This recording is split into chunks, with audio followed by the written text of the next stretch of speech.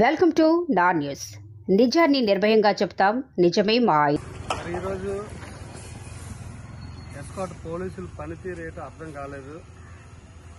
మరి నేను ఒక ఎమ్మెల్సీని, నా పేరు ఎందుకు Raghuraju, Vizianagaram local bodies MLC. మరి మా ఇంటి దగ్గర ఎవరన్నా ఉదయాన్నే చాలా పనుల మీద చాలామంది వస్తూ ఉంటారు. దానికి బయట వాళ్ళకి నేను బయటకు వచ్చినప్పుడు కానీ లేకపోతే నేను లేనప్పుడు కానీ ఉండడానికైతే అవునండి.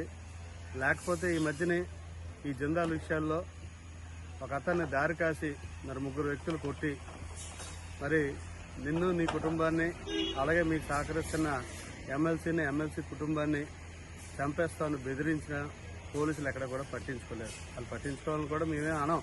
వాళ్ళ బాధ్యత వాళ్ళు చేయాలో లేదన్నది వాళ్ళు చూసుకోవాలి. మరి అంతేకాకుండా నాకు కూడా ప్రైవేట్గా నేను ఒక నలుగురు సెక్యూరిటీ పెట్టుకోవాలని కూడా ఆలోచన.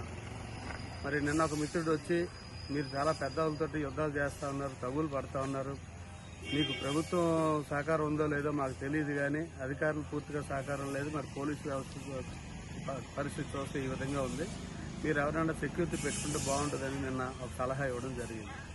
కాబట్టి నేను ఉదయాన్నే మరి ఒక టెంట్ మా ఇంటి దగ్గర వేయించుకున్నాం. మరి పగలు వచ్చిన కార్యకర్తలు కావనండి, ప్రజలు కావనండి ఉపయోగపడుతుంది. సాయంత్రం పూట ఎవరైతే సెక్యూరిటీ ఉంటుందో వాళ్ళు అక్కడ కూర్చోడానికి అవకాశం ఉంటుంది. నా సొంత జాగాలో నేను టెంట్ వేసుకుందామని. ఆ టెంట్ కూడా బయటదేం కాదు, ఆ టెంట్ కూడా నేను అతనికి ఇచ్చాను, నువ్వేదో ఒక వ్యాపారం చేసుకోవాలి, నాకు అవసరమైనప్పుడు ఇవ్వని. మరి ఈరోజు నా టెంట్ నాకు ఇవ్వాలంటే అతను ఉదయాన్నే తీసుకొని వస్తే మరి ఈరోజు పోలీసులు అతను బలవంతంగా స్టేషన్కి తీసుకెళ్ళిన పరిస్థితి చూసి నాకే అనిపించింది, ఏంటి నా సొంత మనిషి 10 మందికి పనికొచ్చేవాడు గణేష్ని ఈ విధంగా తీసుకెళ్దాం తప్పు అనిపించి మరి నేను నా భార్య కలిసి మేమే మా టెంట్ని మేమే తీసాం. ఎందుకంటే ఒక కార్యకర్త కోసం, ఒక మంచి వ్యక్తి కోసం ఈరోజు మేము ఆ పని చేసాం. అంతేగాని మా జాగాల్లో టెంట్ వేస్తే ఎవడు తీసేసి దమ్ము ఎవరికి ఉండదు.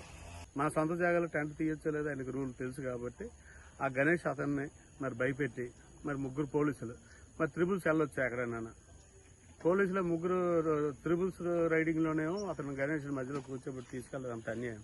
మరి ప్రజలకు పనిచేయాల్సింది మానేసి ఎవరికి పని చేస్తున్నారో ఏం అర్థం కాని పరిస్థితిలో మరి ఈ విషయాన్ని ఖచ్చితంగా ఇప్పుడు నేను ఎస్పీ గారి దగ్గరికి వెళ్తున్నాను. ఎస్పీ గారికి కూడా తెలియజేస్తాను.